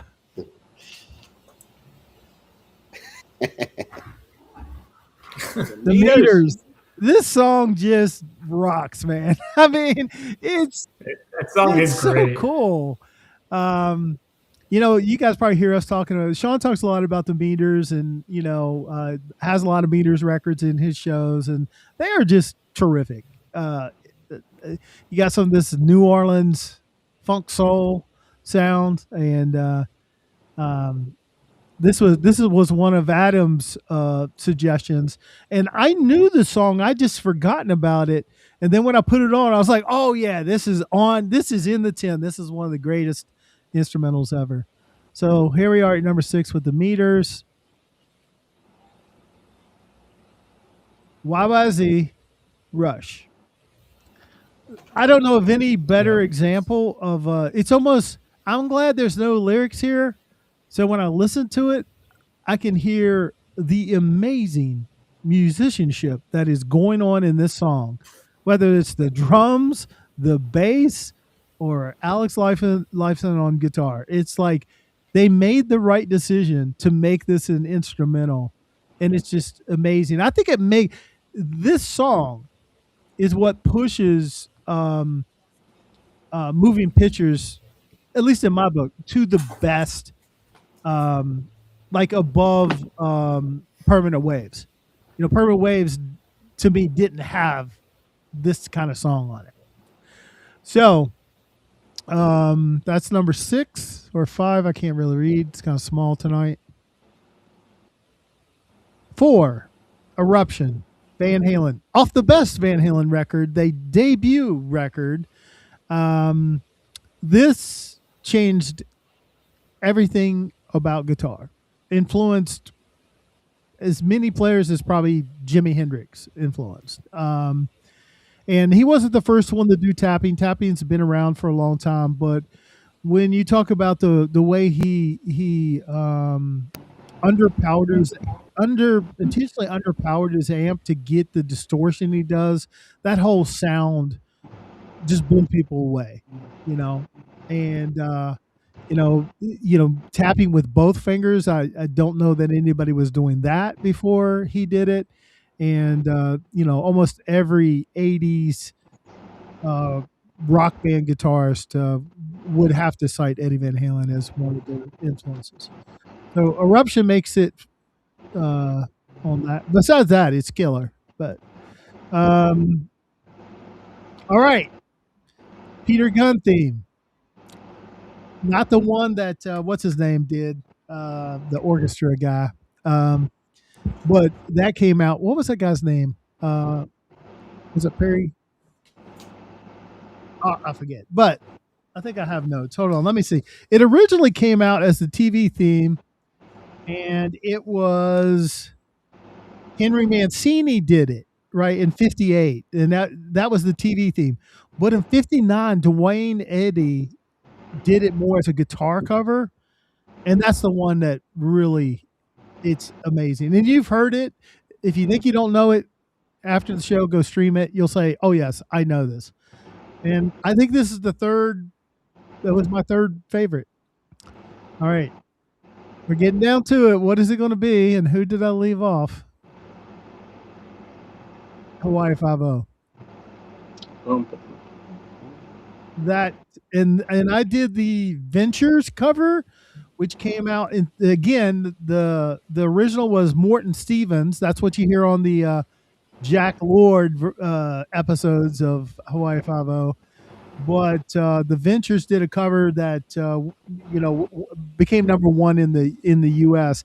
And the Ventures cover is what they used in the updated Hawaii 5-0. And it's probably the one you really hear when you still hear it around. It's so that the drums in it just make it. That drum roll that the song has is killer. Number 1, I don't know if this will be special. Green Onions, Booker T and the Green MGs. Onions. It's a good number one. Oh yeah, definitely. It was a good number one. I just think when you get to, especially for me, many of these songs, you can say, "Oh, it's tough." They're so good, But when people cite an instrumental song, this is almost always the first song that somebody talks about is Green Onions. So how did I do, guys? Calvin, we actually agree on something because Jessica, for me, is a top 10. For me, it's like Jessica's that perfect summer song. It's hot outside. You have your windows of the car rolled down. The warm air is coming through. You blast Jessica. Yeah. I will say Jessica made the top 17. And I had to start paring down. Even probably the most famous instrumental I left out was Wipeout. And it came down to Tequila and Wipeout. So if you could see, I had some songs grouped together, like there was some beach garage songs and, it's just, but when I listened to them today back to back, I was like, oh, Tequila is the much better song versus Wipeout. Calvin, there's also In Memory of Elizabeth Reed is another one that could have been on there. Mm-hmm. Little Martha's is a good one. Little Martha, yeah. Little Wing. I Maggot dropped Brain. Little Wing, I like Junk from McCartney. There's actually not many dead instrumentals. There's a couple, but No, when he proposed this idea, I was like, what dead songs could possibly Well, all the be there? dead There's not songs, that but many. because they're 35 minutes long, so there's a lot of instrumentals. But, there's 4 or 5 instrumentals in a dead song that has lyrics. yeah. So yeah. Where did Maggot Brain fall? It would have been in the top 10 if I would have. I didn't count it just because there's so much talking in it. I thought, well, that's not fair. It has you wouldn't call it a vocal, but it has a lot of, very interesting narration. Calvin, we did debate Tequila we went back and forth, but we said because it was only one word. Yeah. We counted it. Yeah. Tequila, some of those do have just a couple words in them. It's that Joe Satriani song. It's all instrumental. It's on the album where he's on a surfboard. There was a Satriani song that I was considering. It wasn't Surfing the Alien. Surfing the Alien. Yeah, it was another one that I thought was a little bit better. I had them both initially on the list, and Surfing the Alien fell off in like the third cut that I did, and then the other one fell off. It was in the 17. There was a Satriani song from that album, same album, that was in the final 17. Oh, the Pick Up the Pieces was another one I suggested. Yeah, Pick Up the Pieces. White band. It went out early. Oh. It's a good song. Yeah, you're right. Hawaii Five-0 is way better. Yeah. Axel F was another popular one. Yeah, that was on the list, and it went out early too. Did you do Santo and Johnny? Or about? No, I threw that one out. Sleepwalk. Yeah, that's. That one's amazing. Well, that one immediately, I think Richie's dead. Totally. That's the song. Immediately, you go, "It's a Richie, poor Richie. It's always about Richie." Actually, Miami Vice theme stayed on the list longer than Axel F did. What about the theme to Taxi? What was that? Was Bob James? Yeah, I didn't. I thought Bob James was jazz, so I saw that out there, but I said, nah, that's jazz. Adam, what about The Landlady? I mean, we can go down the Fish rabbit hole. That's a good one. Not considered, but is it? I tried to consider songs that really had a legitimate chance to be like, this is one of the top 10 instrumentals ever. Trying to figure out what else got cut.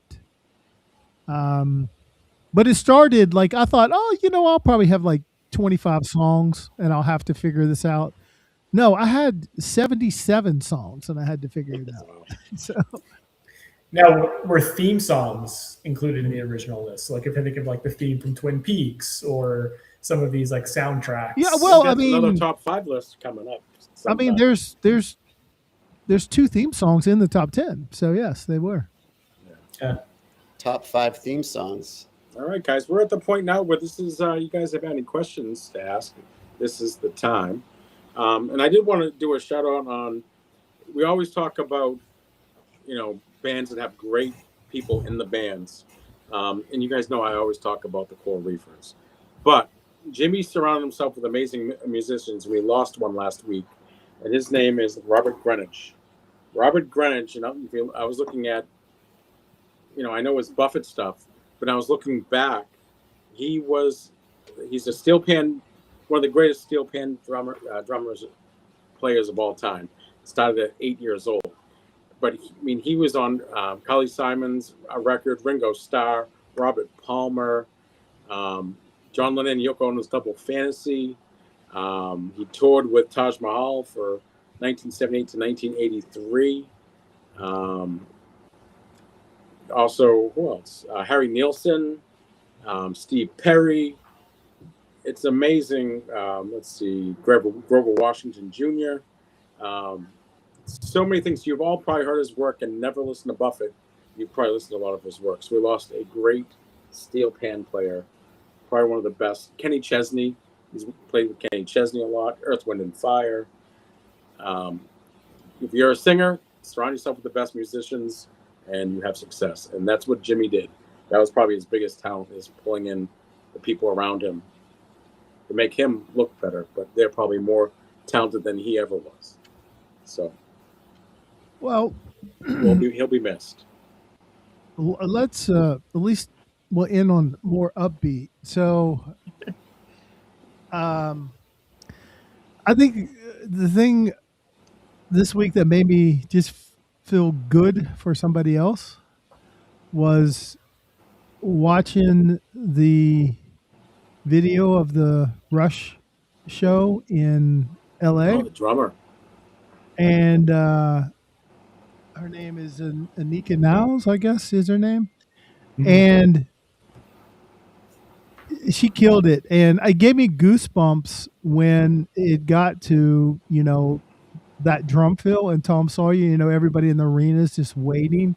You're talking about pressure, and she just killed it. And the way the crowd reacted, and she cracked a smile, she had to be so relieved. I mean, I don't know that anybody's ever had to fill a bigger set of shoes in a band, that they can be pretty snobby about that, and the way people, so good for her. Like, that made me feel good. Like, you've all, maybe not on that scale, we've all been in that place where, anxiety is probably coming out the top of your head and through your ears, and you go out there and you just kill it, So I watched that thing like 4 or 5 times, and I was just so happy for her. Yeah, I can't imagine being in her position, because how many of them want her to fail? Many people wanted her to fail and not want to they just didn't want to like Rush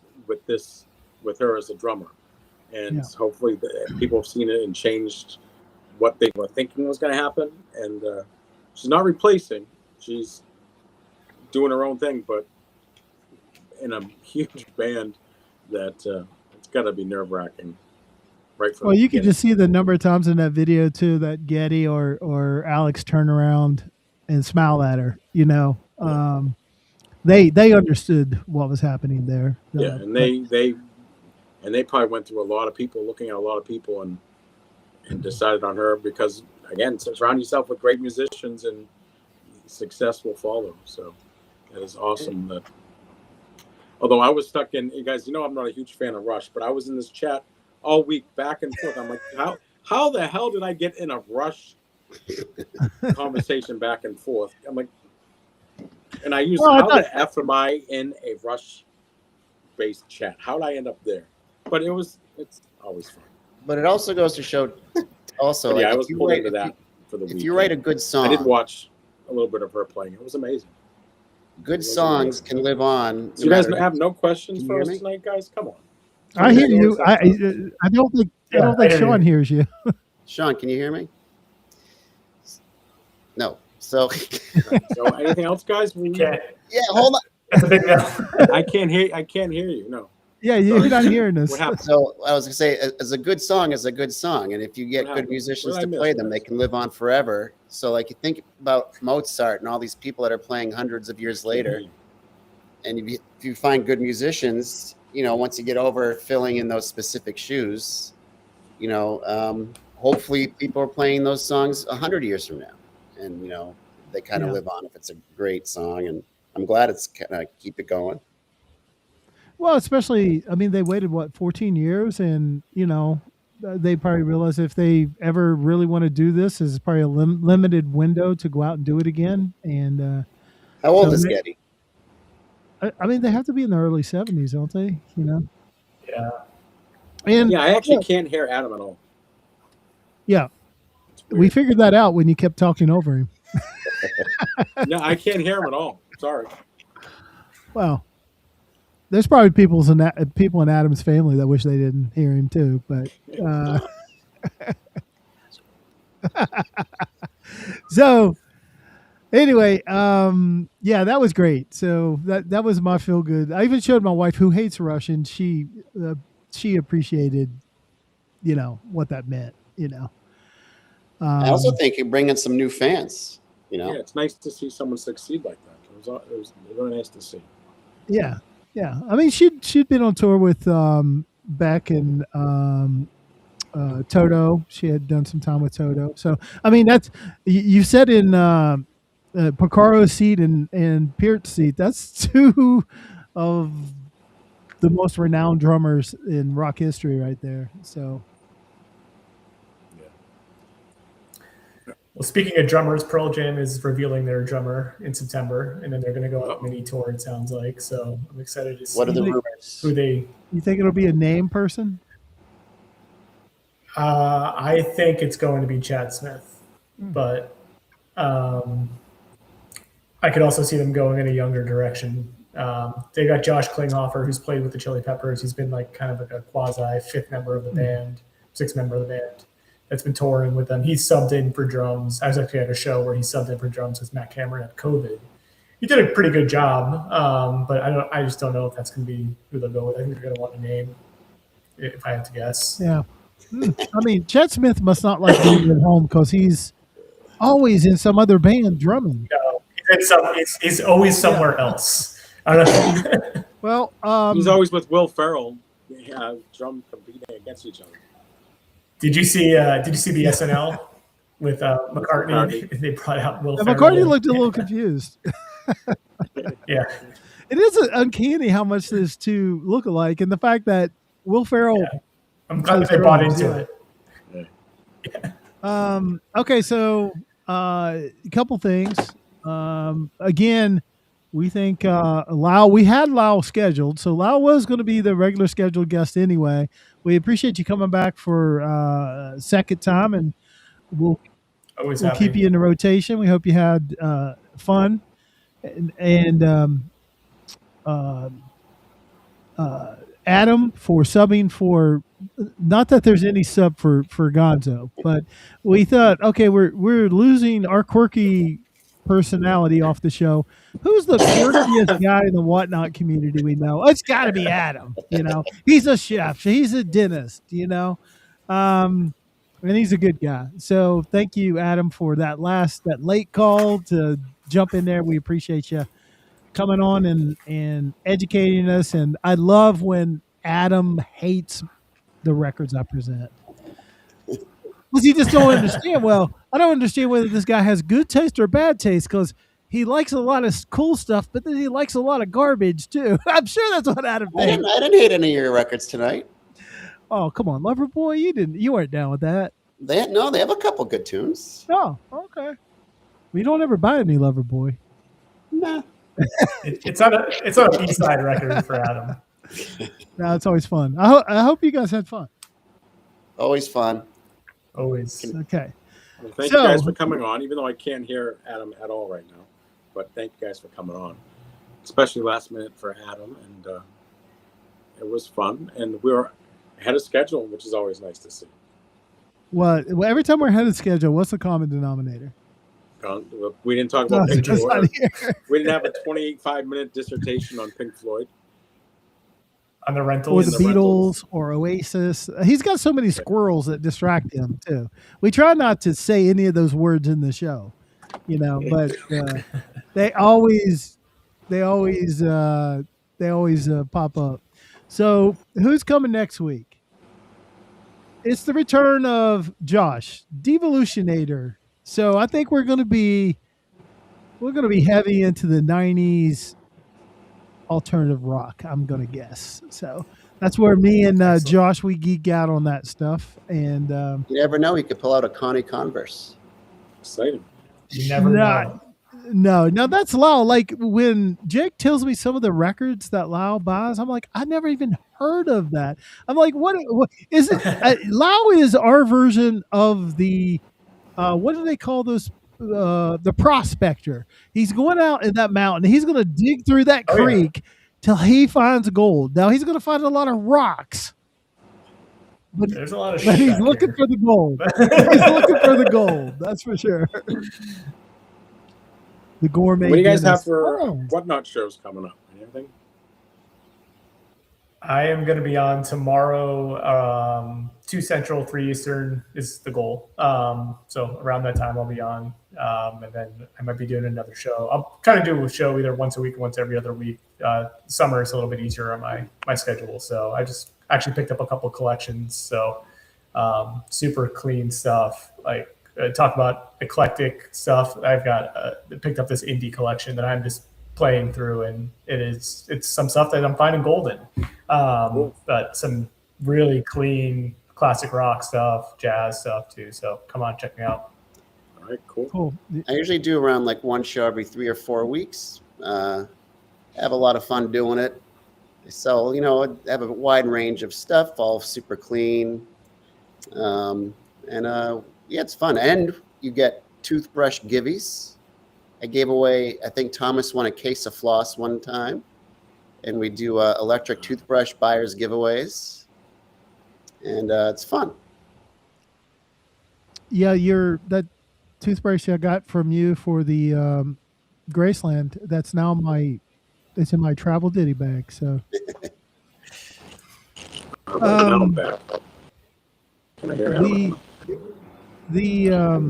so Lyle was like me.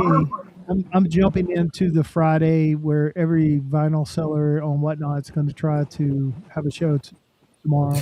So I don't know how it's going to go. I've got a few pre-bids, but I'll be on with I haven't had a lot of time to load records, so I'll be frantically probably loading 30 new arrivals. I've got the records. I have like 250 unlisted records. But I think I'm on at 5 o'clock tomorrow. So I'll come on. It could be a 1 hour show. It could be a 3 hour show. It depends on whether people want to buy records or how diluted everything is tomorrow.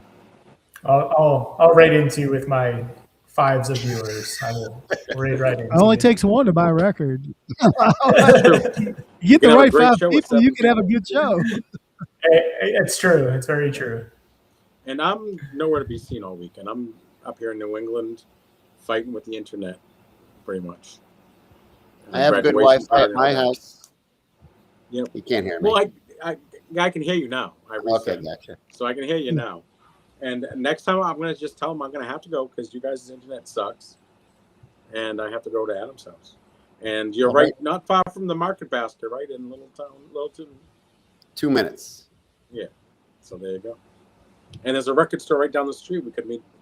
Right down the street. Well, what you need to do, Sean, because you would have you need to go to Adam's house because you'd have the unique perspective. Adam and I both have nice systems, but we did go different directions on the speaker sound. You've heard mine. You need to go hear Adam's. And then he has Graceland. I'll put that on and listen. Yeah. That's right. He does have that. And, of course, you need to say mine's better, whether it is or not. That's the deal. Nah. Yeah, and I'm going a different route, and we'll talk about that in the future with my setup. And I'll be talking about in the future, but it's a nice, pretty inexpensive way to get a really good sound. That way you can recycle old speakers. You don't necessarily have to get preamp speakers with a built-in, powered speakers. You can get this for pretty inexpensive amount of money, and the upgradability with this is incredible. Sounds really good for the price. For pound, this is, it's an entry level audiophile hack that does little. And there's different levels you can add on to this to make it. You can use 2 of those to raise the wattage per speaker. You can actually add a DAC to it with remote. As a subwoofer, you can add to it. So there's a lot of upgradability, and a lot of us always ask what we can do for a great sound. And money is always. That's an amplifier. It's a Fosse ZA3, and it's stereo, but it can be wired. So you get 2 of them to do mono, so you have a lot more power. You have bigger speakers, and it's great for computer. If you have a computer set up and you want to put it on your computer, it's great for that too. I'm telling you, it's great for a setup. Period. Like if people are using like recycled AV receivers or something as their main thing, that's better. And Sean, you want to check? I don't know about that model because I had the regular Z3. It allows you to put a bigger power supply. The power supplies are external on them. You can put a bigger power supply, and it actually will increase the. This came with the 48 volt. I think. 48. Yeah, that's what you want. That thing is good. You're going to be amazed when you listen to that. I was, and I have a Macintosh, and I had the Macintosh when I got that. I was like, holy cow! That it's not that big of a difference. It is better. The Macintosh is better, but definitely you can't beat that. But but we're talking 140 less than $150. Yeah. So if you need a garage, and you can add to it. So that's what's awesome too is add the second one for louder, and then you have the DAC, so you can put digital streaming and make that sound really good. Then you have a remote with that extra piece, so you can build your system inexpensively. And does it have a phono? It doesn't have the preamp. It doesn't have a phono preamp. That it doesn't have. It has. I think it has 2 auxiliary. It's 2 auxiliaries. So you 2 auxiliaries. So you have to run a phono preamp into the. There's a lot of really good inexpensive phono preamps too. Yeah. Yeah. The one I run on my main system is only $100. It's the Project. I run the Project. It's nice. The RS. But this allows you to go to Goodwill and get a pair of speakers for $20 instead of. So because again, we always play around with the needle and the speakers for the most part. This gives you that ability where if you bought powered speakers, you're stuck with those powered speakers, which is not a bad thing, but it's a big expense because the powered speakers are $300 or $400. We can get this for $150, and you might already own speakers from the past that are amazing, but you don't have the rest of the system. This allows you to build a system pretty inexpensively.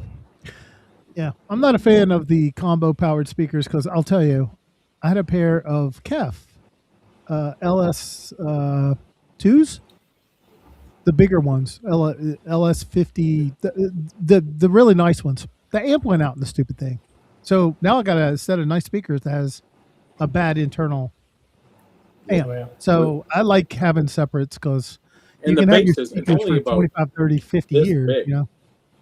It's only about this big and about that deep. So it's a small profile. Even if you just set up for your computer, it would be a great sound system. Yeah. So we'll do some videos on that, and we'll kind of show it in the Discord, and maybe I'll make a video. But I'm kind of enjoying tinkering around with it and playing around with it. Okay. Well, I think we'll get out of here. We'll take a few minutes off early tonight. So. All right. Thank you. All right. Thank you guys. Thank you guys. All have a great night, and thank you guys for hanging out with us on another episode of. Who's on our show next week? Again? Josh. Oh, Josh. Devo. Yeah, Devo. All right. Devo. Cool. All right, guys. We'll see you next Thursday night. Thank you for hanging out. And ready? Bye. Bye.